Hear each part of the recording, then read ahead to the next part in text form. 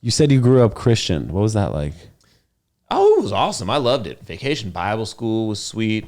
The youth group was awesome.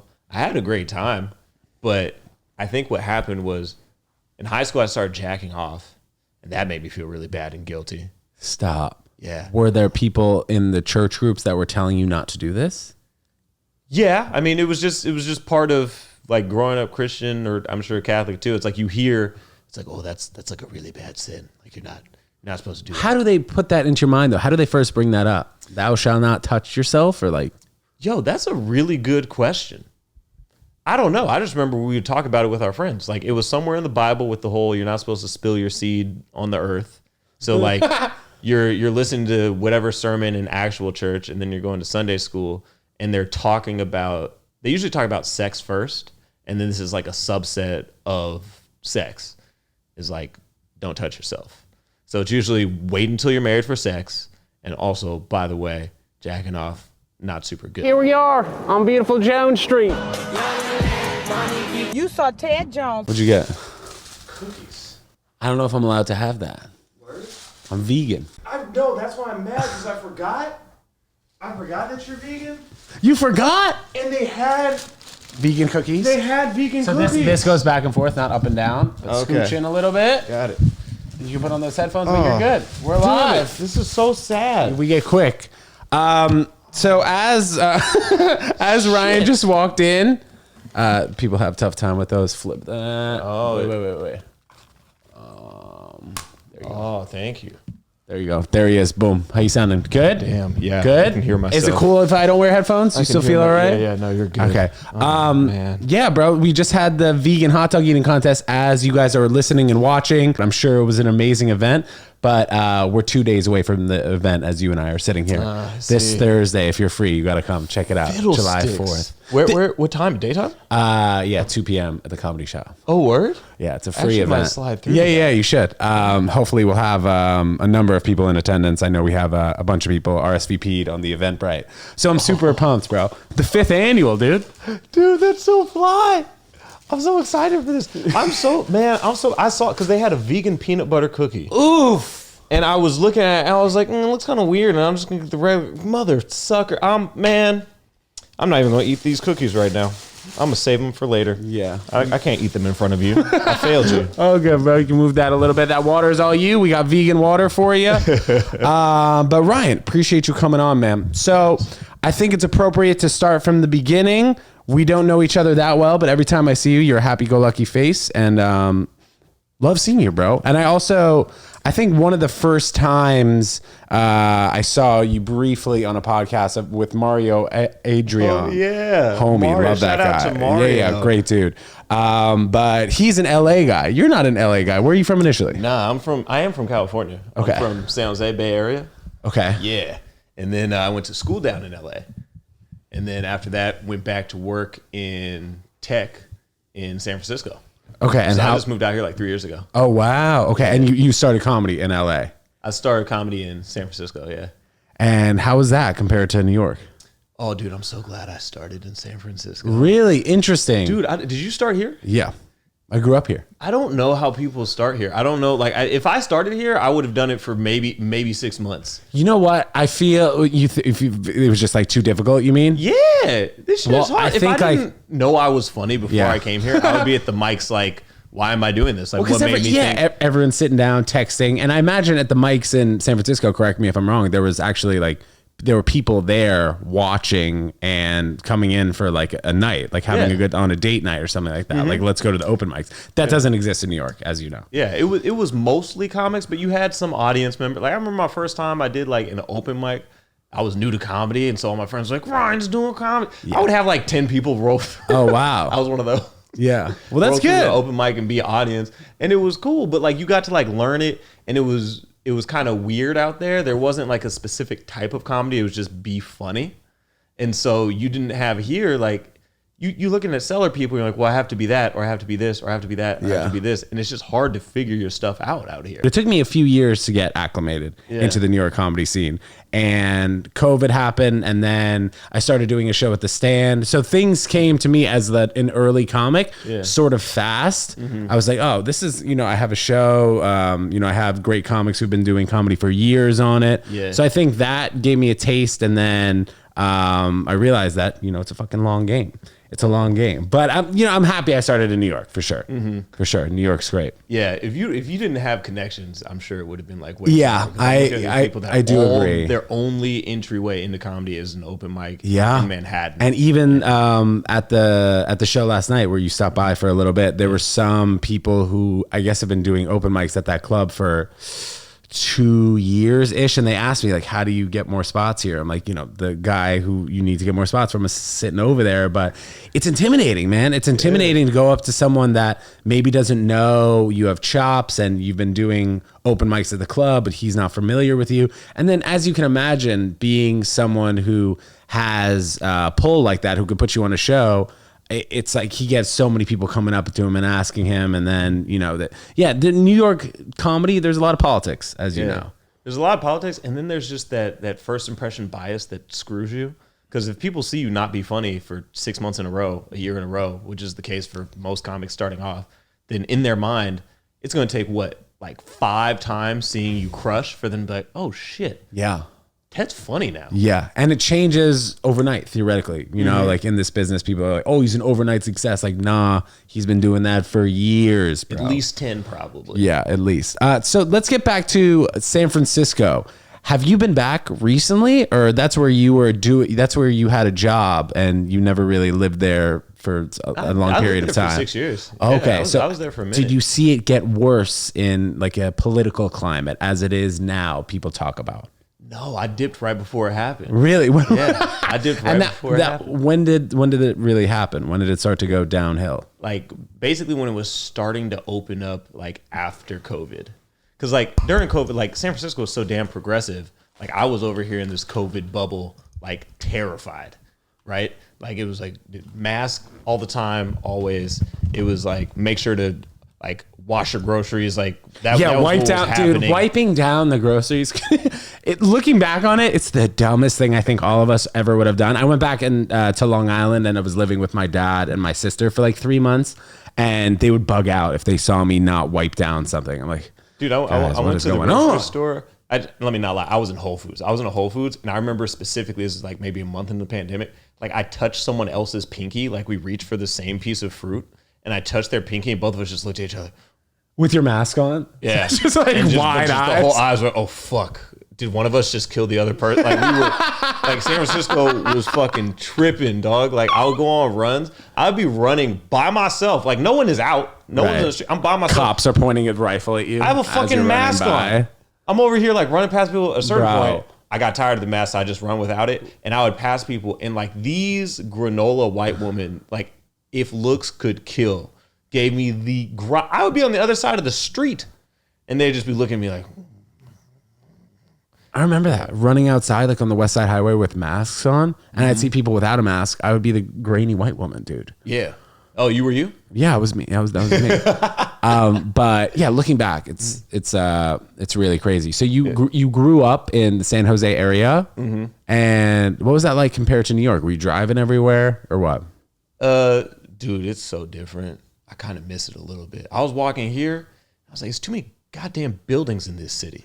Like, where did you grow up here? On 18th between 2nd and 3rd. It's too many fucking... Everywhere you go, there's no escape from buildings. The entire fucking city is buildings, and it's frustrating sometimes. You got to get to the coasts. You got to go to the east side on 1st Avenue, or you got to go to the West Side Highway, and then you see some water. So in San Jose, it was like, I mean, I was a suburban kid, like cul-de-sac kid, running around, bicycles, like playing in the creek, playing on rope swings. We had some back roads behind us where like my dad would take us over there. He'd let us like drive the car. And when we were like in 4th grade. What do you mean playing in the creek? What would you do? Fish? What? Yeah, whatever kids do. Hide and go seek, tag, whatever imaginative games we came, Knights and Kings. Yeah, before the Cowboys, cell phone. You hear that, you younger people? We did Cowboys and Indians. We definitely did that. Damn, that's not allowed probably in 2024. Probably not cool. Or it's called something Yeah, different. yeah. We called sitting like this Indian style. Now Now crisscross applesauce. And Yeah, I'm sure they don't have Cowboys and Indians at all. Definitely But not. we played that a shitload. And you went to a big high school in San Jose, or not really? That was pretty big. It was like 2,400 kids. In each grade or in the whole high school? Whole high school. Is that not big by New York standards? I mean, my graduating class, dude, was 60 kids. I went to a performing arts high school. Oh, okay. So super small. But yeah, when I hear 2,400, that sounds a bit normal. Oh, yeah. Thinking outside of New York City. We had like a whole bunch of Asians at our high schools, public high schools. So everyone went to like UC Irvine? Hell yeah. The Asian kids. Like the UCs were just everybody. Bow, bow, bow, bow. And they were cool. It was Asian, Mexican, Indian, white, black. Actually, it might have been more black because there weren't a lot of white kids. Well, probably white, black. And the Asian kids were cool, but we found out senior year that they were racist because I had good grades and they didn't believe I had good grades and they were mad at my SAT score. And they were like, Ryan didn't do that. Ryan runs track. Yeah.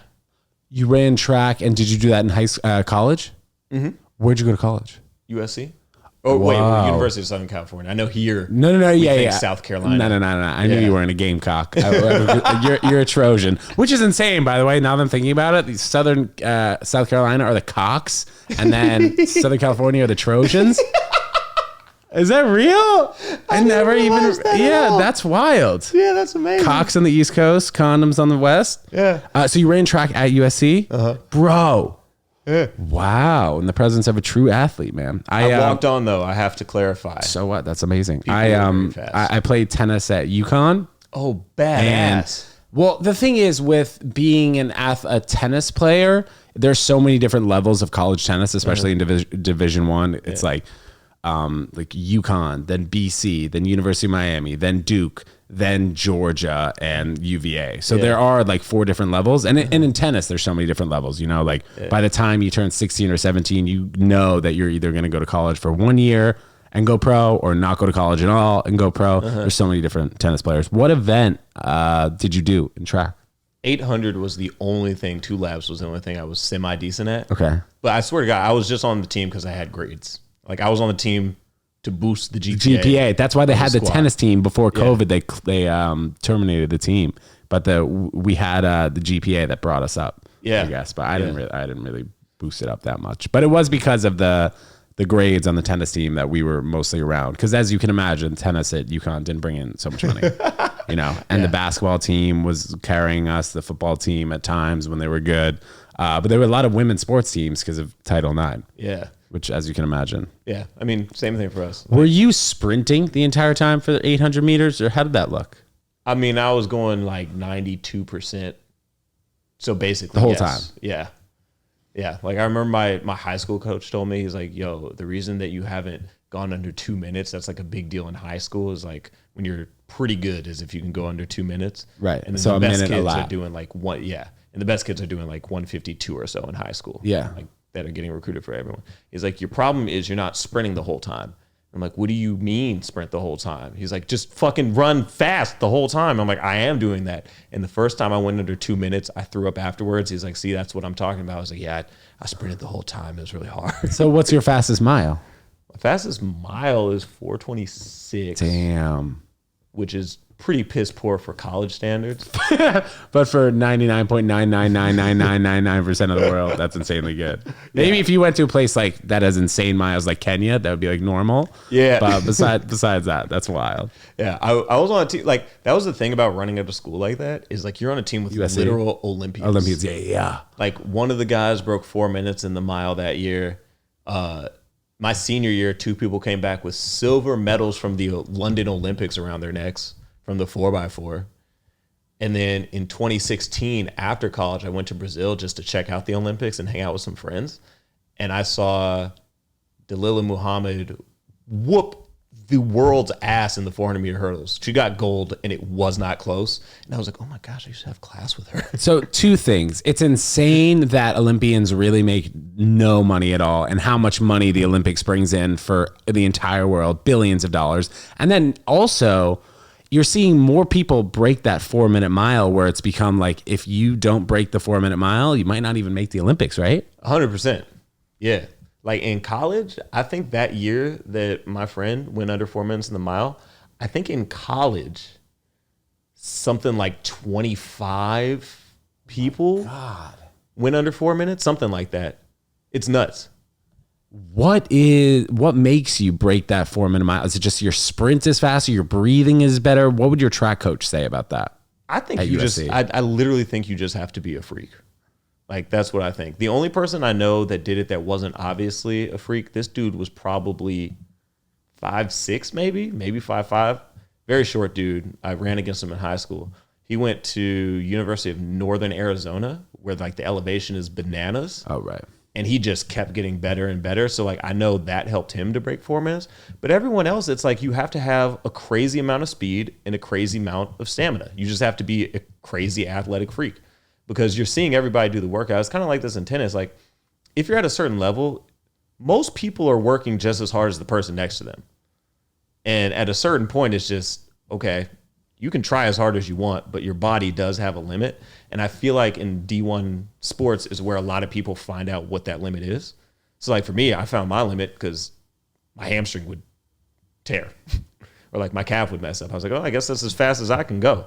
Whereas these other people, like, you're rucking out with them and they just keep on going. And after the race is done, everyone's doubled over. They're just, all right, what's next? Did you see anybody use performing enhancing drugs, or were there certain things that people would take that everybody on the team was taking, and it was like on the verge of using performance enhancing drugs, or not really? No, it was just weed. Just people smoking weed and making sure that they had enough water in their system to not test positive. Yeah. Yeah, I got in trouble with that at college. Oh, you did? Yeah, dude. They didn't used to test the tennis team until I got caught, and then they fucking tested the tennis team. So for like, but then they cut the team. The nerds. Yeah, dude. Oh my gosh. Tennis team's not doing weed. Yeah. We're fine. And then exactly it, bro. And everyone was so pissed at me. But then the team got cut, like, 3.5 years later, and I imagine a lot of other people weren't really smoking weed. Or there was actually a kid on the team. I don't know if he would get mad if I blew up his spot, but he's a manager of like a humongous DJ now, and we used to smoke weed together. But he stopped smoking weed cold turkey, and I was like, bro, I'm probably not gonna stop. Yeah, smoking weed. But as you can imagine, they just thought the tennis team didn't smoke weed. But I got caught once, and then they started drug testing. Devastating. So news. yeah, but I think.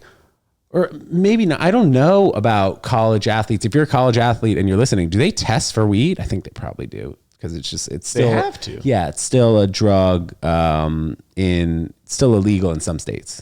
Right, and then NCAA is national, so I guess they would have to. Yes. I only got tested once, and it was fine because I didn't smoke weed till I was 24, so I was clean. 24. Yeah, man, I was a late bloomer. Why did you stop? Why did you smoke for the first time after college? Was it just like during a comedy gig or something? No, I hadn't started comedy yet. When was the first time? Oh, one of my best friends that I made at my first job was moving actually back to New York. He's from here, and he loved weed. And every time we'd hang out in San Francisco, I'd pretend like I was going to smoke, and I didn't, because I was like really Christian growing up. And then as I went into sales, like there's just so many degenerates. I started like drinking more, and then like drugs were around, and I was like, these people's lives seem fine.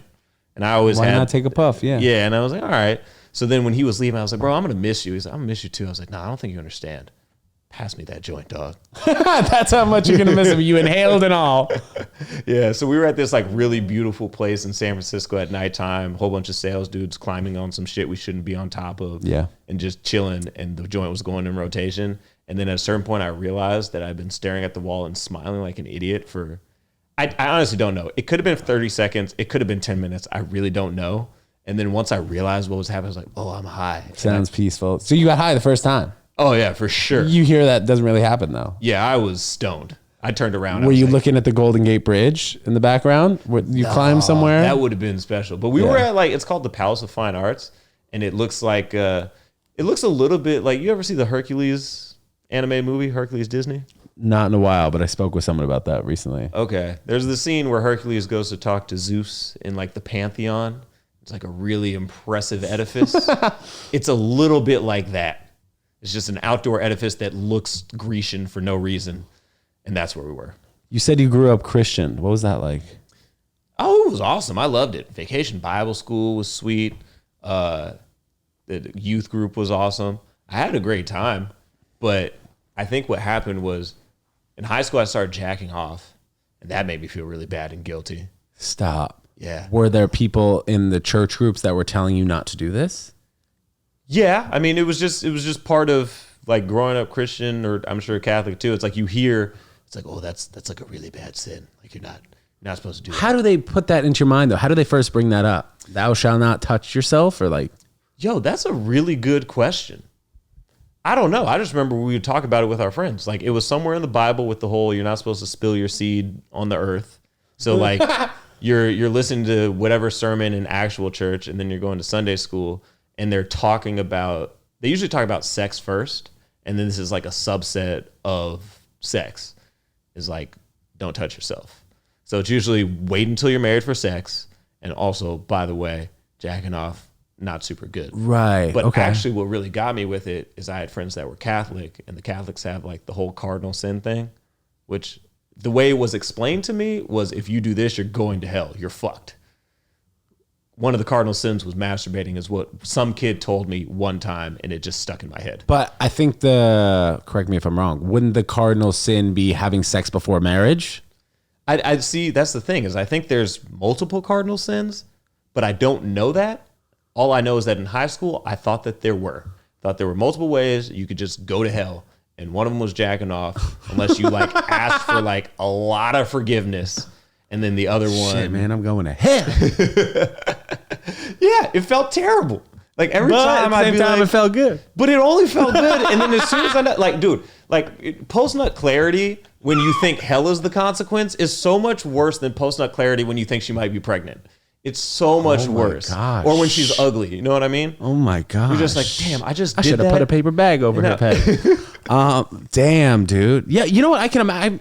To be honest, it's really kind of escaped my mind about how people would genuinely feel about that. And then you think about places like BYU, where I don't know if it was introduced there. Are we getting into soaking? That's exactly what we're getting into. Yeah, let's get into it. So for those of you who don't know what we're talking about, apparently you could just put it in and then not move, and then that's soaking.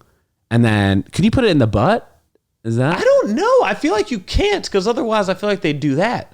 I feel like that's what you do. If you want to avoid the sex loophole, you fuck the butt. But they must not be able to. Because I feel like butt sex would be better than just soaking. Do you think soaking was started in a college-like culture? No. Like that? I'm sure it wasn't. It's somewhere in the Bible. Yeah. Thou shalt soak. Mm-hmm. Yeah. I'm sure someone like looked at it, interpreted it a certain way, and then was like, yo, Jebediah, like, yeah, check it out. Did you almost go to Christian high school? Nah, because I went to a public school. There was a Christian high school around, but honestly, it would have been pointless. Like Marin Catholic or something? Yeah. Okay. Yeah. So like it was like every week, Wednesday and Sunday, it was church. How long did you go to church for on Wednesdays and Sundays? Oh, we went to white church because white church was shorter. So that was awesome. Yeah. How long? I liked when we switched to white church. How long was Wednesday though? Wednesday was like after it was school? probably like a cool like 90 minutes, maybe 2 hours. It was great because like we'd show up, like our friends would be there. There were definitely some sleuths aboot, for sure. I didn't consort with them because I was a good Christian boy and I was saving it for Jesus. But there were some people that were getting into some shenanigans in youth group. In fact, I think there were some people going to youth group because it was a good excuse for them afterwards to hook up.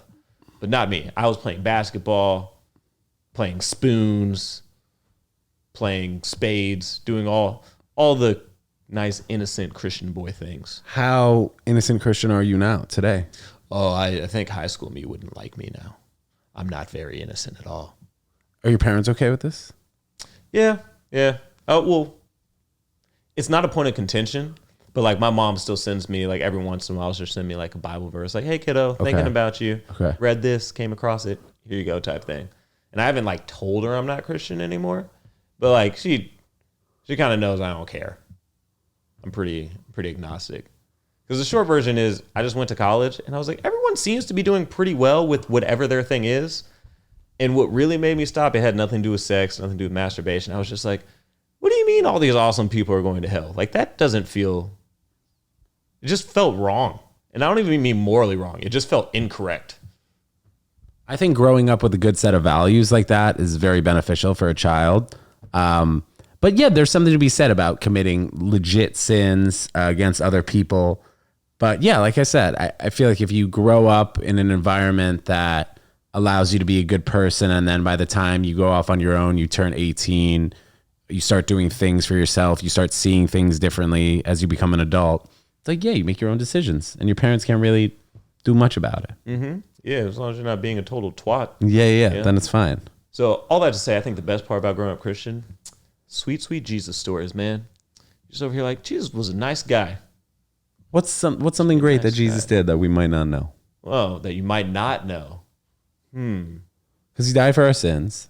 Yeah. Which is fresh. Yeah, I was thinking Lazarus. I was thinking that shit is fly. I was thinking Lazarus. I was thinking watered wine. Wait, what's Lazarus and what? Yeah, go. Well, Lazarus is the guy he brought back from the dead. Watered wine is just, he was at a party and he was like, hey, you don't believe I'm Jesus? Watch this. And he turned the water to wine. And then you're about to say, oh. Yeah. But my favorite one is, I guess he was hanging out at a brothel or something similar to a brothel. And people were like, yo, bro, you Jesus, you can't be down here, dog. Stop it. Stop sullying yourself with all these sinners and such. And he's like, yo, it's not going good for these people. Healthy people don't need a doctor. Sick people need a doctor. So he was with whatever people were doing whatever things. And he was like, hey, I'm trying to help you all out. I'm trying to make your lives better. So I thought that was cool to be like, hey, don't just like stay in your corner. Like if you're really about whatever your message is, like you should go to people who completely disagree with you and see how it goes, as opposed to just being in an echo chamber of Christianity in this case. And the other part that I really like was there's a story about him as a kid where he goes to whatever temple to donate, and like the rich people are given a whole bunch of money, and then this poor woman comes in and she gives like a penny. And everyone's like, fuck you, a penny. And he's like, fuck you guys, a penny. This chick has 2 pennies. She gave 50% of what she had to the church or whatever.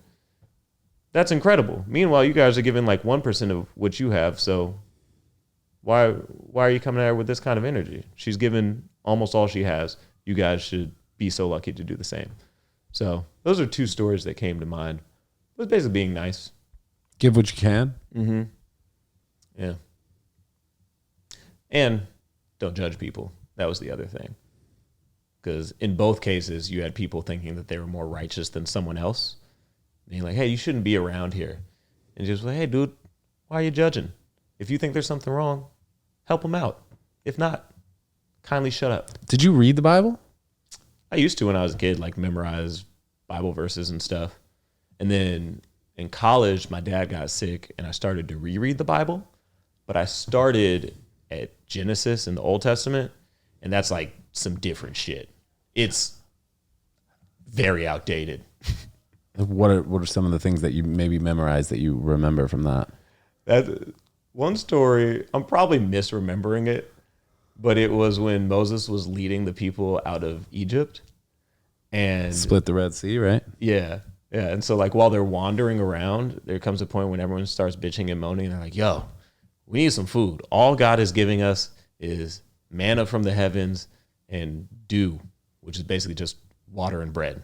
And like they were complaining, and God is like, oh, y'all want to complain? Wait, who's not happy with the food that they're getting? And like half of them go over here. He's like, who's cool with it and who trusts me? And half of them go over here. And then he just like splits the earth and is like, all right, you guys in there. He's like, all right, does anyone else have any problem with the food and water that I'm giving you? It was a very vindictive God back in the Old Testament. So if you didn't trust him, then you would be Then it was on and discarded. popping. Yeah. Then he might kill you. Yeah.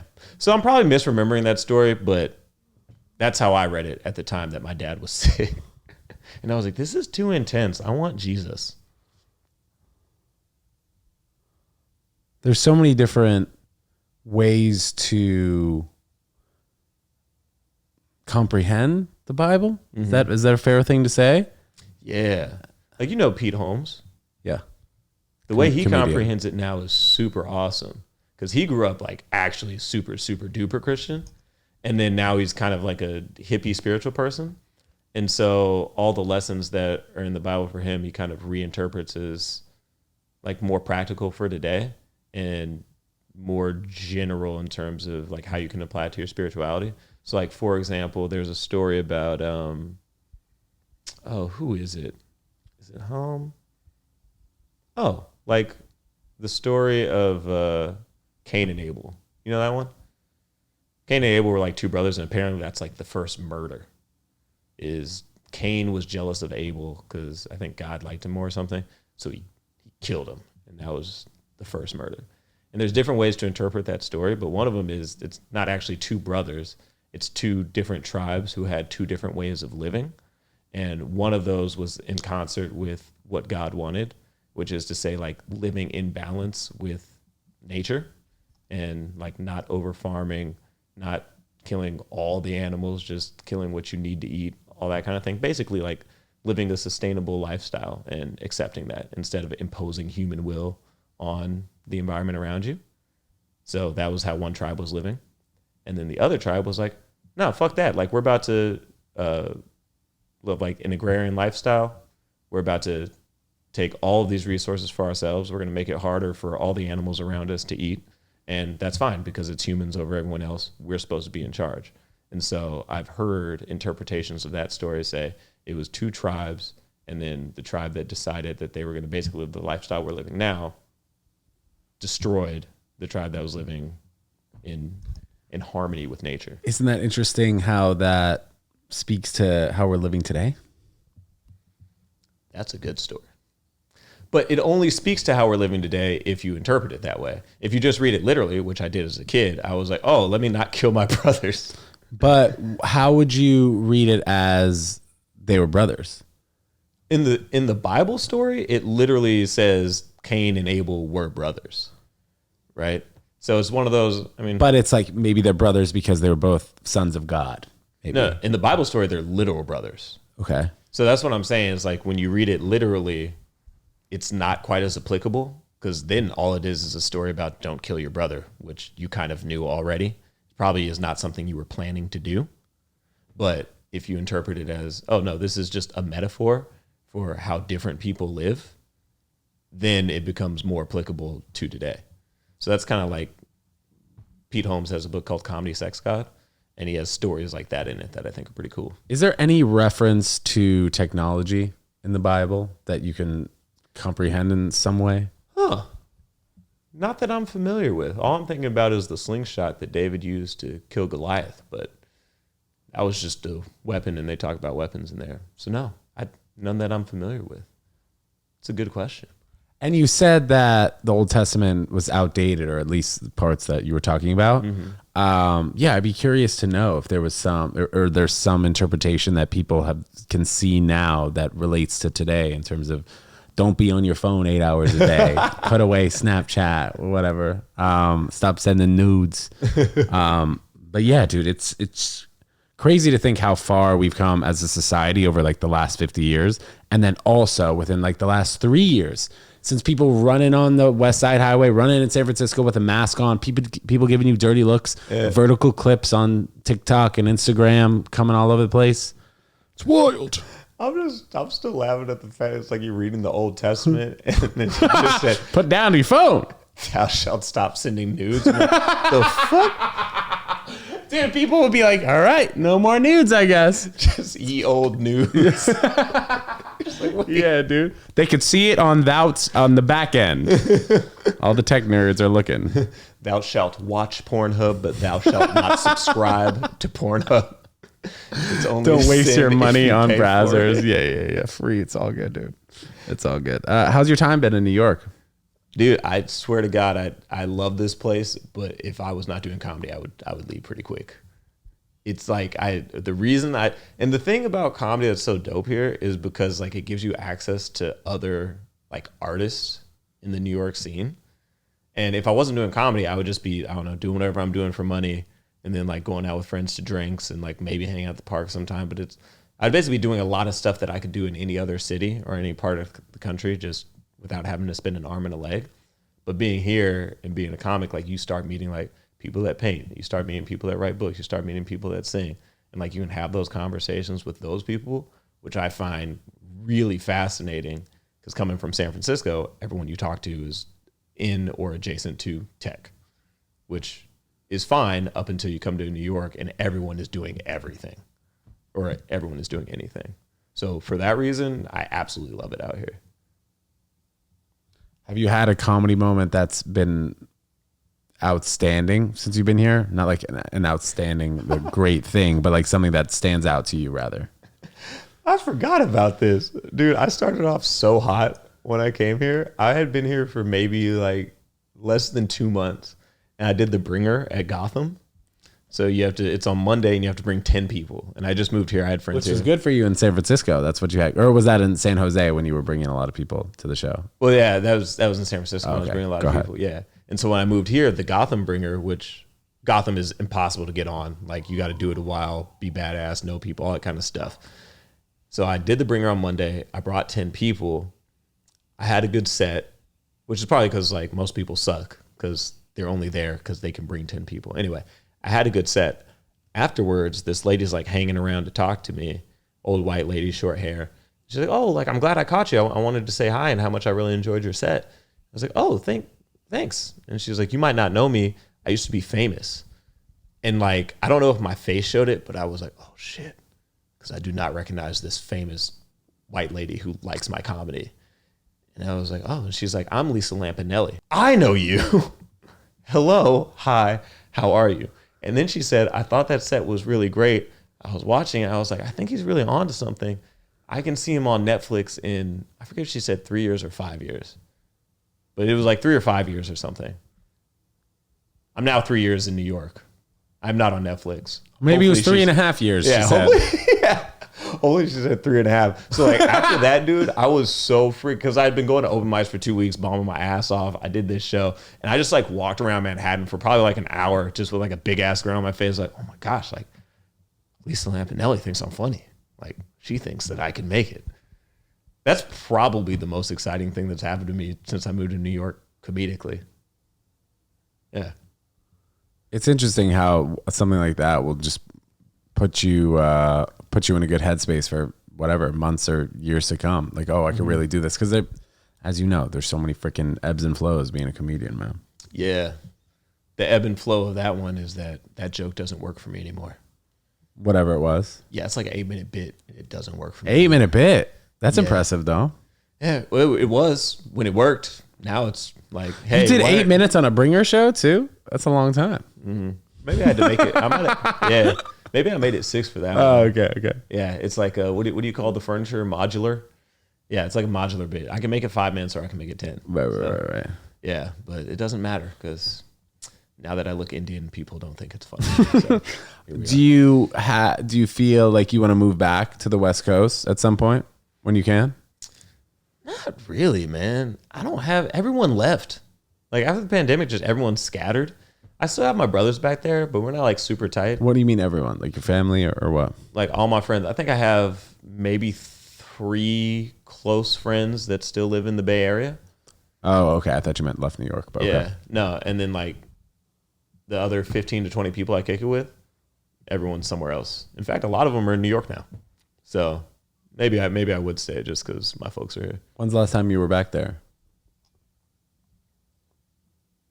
Shit, probably like 8 months ago, 7 months ago. And that was just for work. Is it noticeably different each time you go? Oh, it was way shittier. Getting back to what you were asking earlier. Yeah. dude. How do you mean by that? Yeah, It was way so- shittier. What do you mean?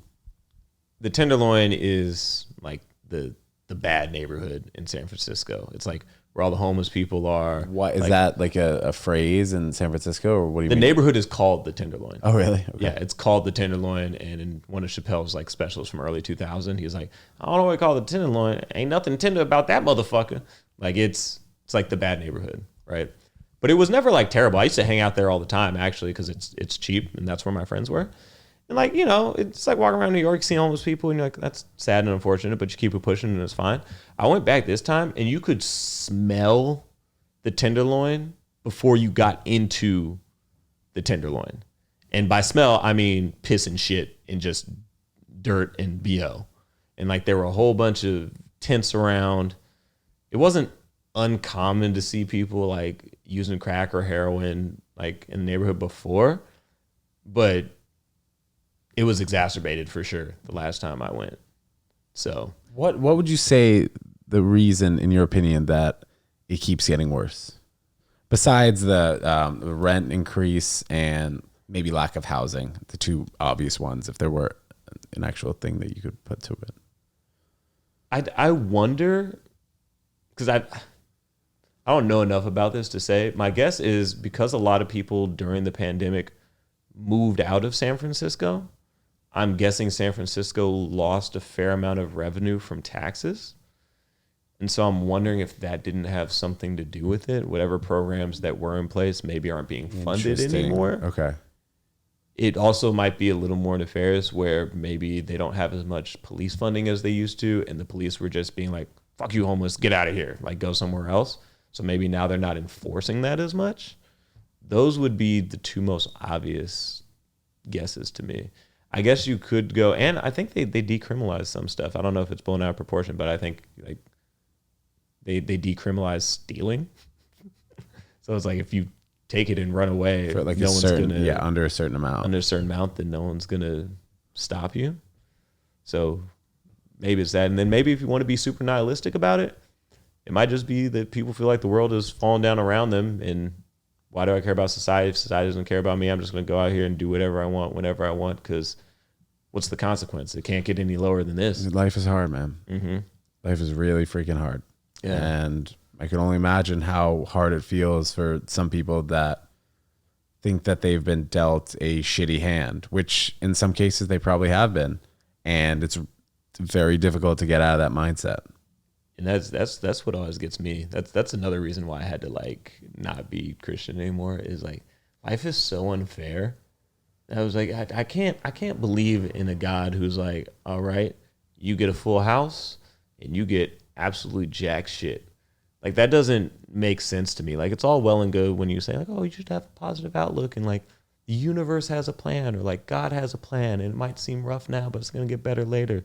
And it's always darkest before the dawn. And it's like, that's easy for most people to say. I think it's fair for maybe 75% of the population, maybe even 90%. But there's some people whose life objectively fucking sucks.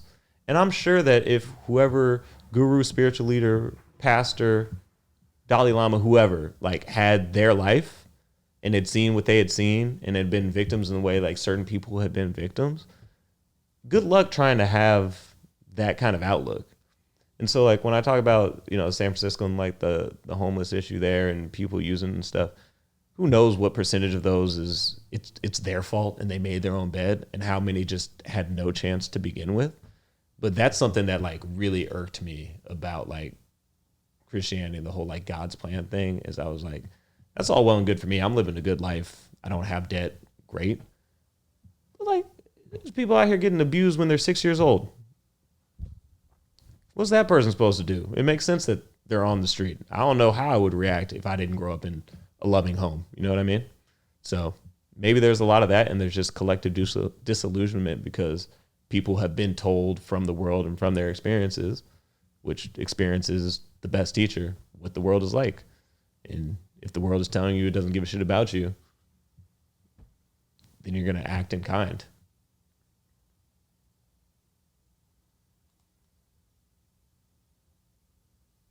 Yeah, man. That was super deep, and I agree with it. Like, same as you, I grew up in a loving household. I always felt like my family was super supportive. Even going into comedy, my family was super supportive. And yeah. So, yeah, life is definitely hard, and people are not dealt even hands. But I think there is something to be said about having a positive outlook. But then again, if a lot of shit happens that's negative, at some point you're like, bro, what's going on here? You know, people have like serious shit going on. Yeah, some people have big problems, and like they say, you're not supposed to compare trauma, and like I get that generally speaking, but sometimes like someone's problem is way worse than your Definitely. problem. Like I was watching a Mr. Beast video. He went all over the world and he built 100 homes for people who don't have homes. Or every time it rains into their bed, and the kids have nowhere to sleep. They're sleeping on the ground. Mr. Beast went in and built 200 square foot homes, and these people are crying and bugging out and giving them bicycles so they don't have to walk 5 miles to work. Like, that's a difficult situation. Yeah. So yeah, comparing problems. I mean, somebody always has it better than you. They say somebody always has it worse than you, and then I think that's in all aspects of life. Mm-hmm. Right. But if you're someone who has it worse than most people, and that's very clear to see, that's tough. And I don't know how you get out of it. So shout out to social workers that give a shit. Because Definitely, man. I think it's a bummer, but to be clear, I do not care enough to do anything about it. Those are hypothetical people to me. And hypothetically, I feel bad for them, but if I'm not coming into contact with you on a day-to-day basis, my heart is not big enough to do anything to change your circumstance. Well, your heart is big enough to stand out there on a stage and be brave enough to hopefully make people laugh, which I imagine you do quite frequently. You make people laugh. 75% hit rate, maybe? I'm sure more than that. You do great. Ryan, this has been a great episode, man. But to end this, we would love to have you on Margarita Monday. We'll figure out a date in July. And also, we're going to be popping up your Instagram right here. Yes. So please let us know how exciting. where we can find you and what you've got coming up. Today is Thursday, July 11th. So we're a bit ahead of our time, but let us know if you have anything in mid-July, please. You can follow me at Ryan Thomas Comedy on Instagram. Ryan Thomas Comedy on Instagram. Go check it out. And let's see, I've got a show tomorrow at the Grizzly Pear.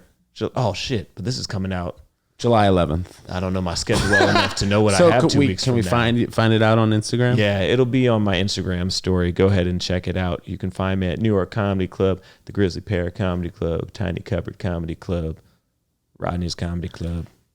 And Margarita Monday with Ted Jones. We'll get him on a show this July. Ryan, thank you so much for coming on again, buddy. This is a great conversation. We got deep, we got funny. Guys, thanks so much for tuning in. We'll see you next time. Peace.